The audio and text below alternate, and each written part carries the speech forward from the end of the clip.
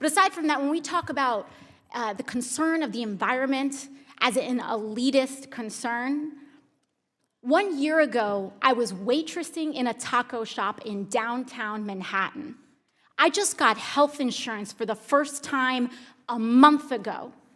This is not an elitist issue. This is a quality of life issue. You want to tell people that their concern and their desire for clean air and clean water is elitist? Tell that to the kids in the South Bronx, which are suffering from the highest rates of childhood asthma in the country. Tell that to the families in Flint, whose kids have their blood is ascending in lead levels. Their brains are damaged for the rest of their lives. Call them elitist. You're telling them that those kids are trying to get on a plane to Davos? People are dying. They are dying. And the response across the other side of the aisle is to introduce an amendment 5 minutes before a hearing in a markup. This is serious. This should not be a partisan issue. This is about our constituents and all of our lives. Iowa, Nebraska, broad swaths of the Midwest are drowning right now, underwater. Farms, towns that will never be recovered and never come back. And we're here, and people are more concerned about helping oil companies than helping their own families? I don't think so. I don't think so. This is about our lives. This is about American lives. And it should not be partisan. Science should not be partisan. We are facing a national crisis.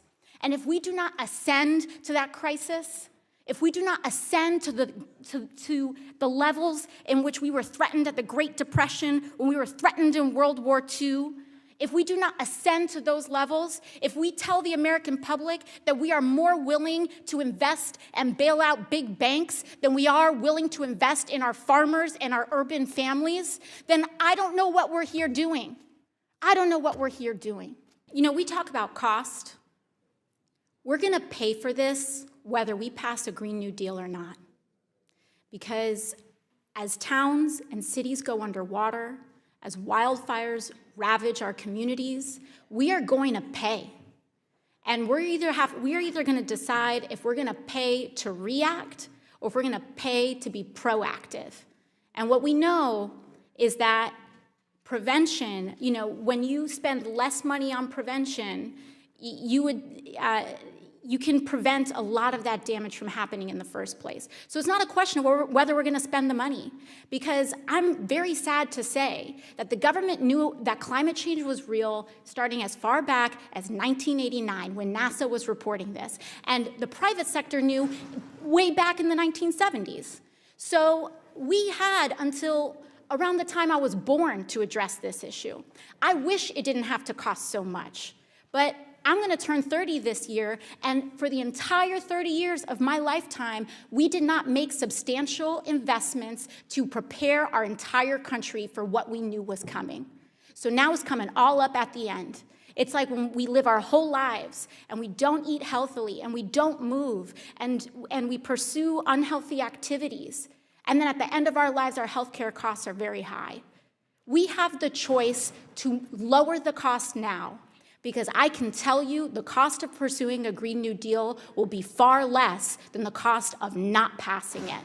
And with respect to our brothers and sisters and neighbors that are in agriculture, bring them to the table. Let's hold hearings. Let's add provisions. Let's amend the legislation to accommodate for the just transition and for the encouragement of those industries to grow. And I would also encourage to my colleague on the other side of the aisle that thinks we're trying to ban cows to actually read the resolution and understand that there's nothing to that effect in the legislation. And not only that, but we're trying to invest in these communities and our agricultural workers so that they can enjoy prosperity into the next century. That was Alexandria Ocasio-Cortez blowing a hole in nearly every bad faith argument presented by Republicans as they twist themselves into pretzels to oppose the Green New Deal. In their breathless desperation to delay solving the problem, the right is now trying to present climate change as an elitist issue, when in fact it's the complete opposite. Because when the next 1,000-year storm floods a small coastal town in Texas or Louisiana, or a tornado touches down in Iowa, or wildfires take out thousands of acres from northern to southern California, when drought ravages our farmers' crops and less rainfall in Utah shrinks the water levels in lakes, exposing alkaline dust which pollutes the air, when more people were killed in Puerto Rico than on 9/11 because of an endless barrage of Cat 5 hurricanes, everyone is going to suffer. But here's the saddest part about all of that. Republicans know that climate change is serious. They know that it's caused by humans and that it's wreaking havoc on our economy and our planet. But their re-election campaigns are paid by the fossil fuel companies that stand to lose business if we shift to renewables. That's all. It's not rocket science. In the last general election, 19 of the top 20 recipients of oil and gas money in the Senate were Republicans. And 20 out of the top 20 recipients of oil and gas money in the House were also Republicans. The GOP is not acting on behalf of their constituents. They're acting on behalf of themselves. And instead of governing when the effects of climate change are costing our country billions of dollars and actual human lives, they stick to the same tired script of decrying socialism or saying that Democrats are for post-birth abortion or whatever BS lie they're feeding to their low information base. But the reality is that the majority of Americans do support a Green New Deal, including 92% of Democrats and 64% of Republicans. So at this point, Republicans who pivot to cow farts and eliminating airplanes as some desperate excuse to oppose the legislation are not only fooling themselves, but disregarding the will of the people they're supposed to be representing. And of course, the effects of climate change are going to cost more as the situation becomes more dire.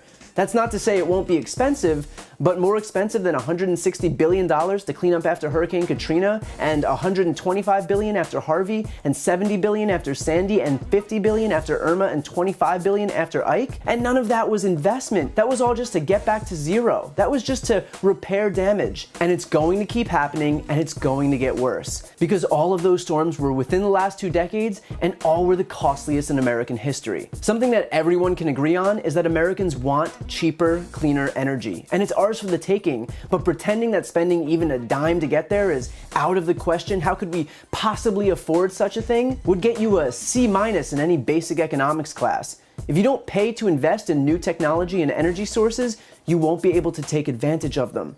Period. Imagine if Apple made the iPod and then never took another step forward because everything beyond that was just a little too pricey. Representative Casten explains the phenomenon easily. I feel like I need to explain something that I'm shocked that this has to be explained. We are on the Financial Services Committee, and I'm trying to figure out whether people understand the difference between a capital expense and an operating expense. If you spend less money on energy, you save money. This is not complicated. Nobody gives fuel away for free. If you want to spend less money on energy, you're going to have to invest in capital that lowers the cost of energy. I've done that over the course of my career to the tune of about $200 million. If you need explanation, come and meet me. I would love to work with you on the Select Climate Committee because we have an opportunity to invest in our country and make us wealthier and make us cleaner. Those two things are not in conflict unless you don't understand the difference between a capital expense and an operating expense. So if you have committed your career in this body or otherwise to making our country wealthier and cleaner, God bless you. If you have committed your career to blocking investments in energy efficiency, to intentionally confusing different types of expenses to make our economy dirtier and less competitive, shame on you. I mean, come on. Republicans are supposed to be the self-described quote-unquote capitalists here. But of course it's impossible to reconcile the flaws in their argument because, again, this isn't about capitalism, it's about doing the bidding of the fossil fuel companies whose money they rely on. So the next time a Republican downplays the urgency of addressing climate change, think about who really stands to benefit from their decision.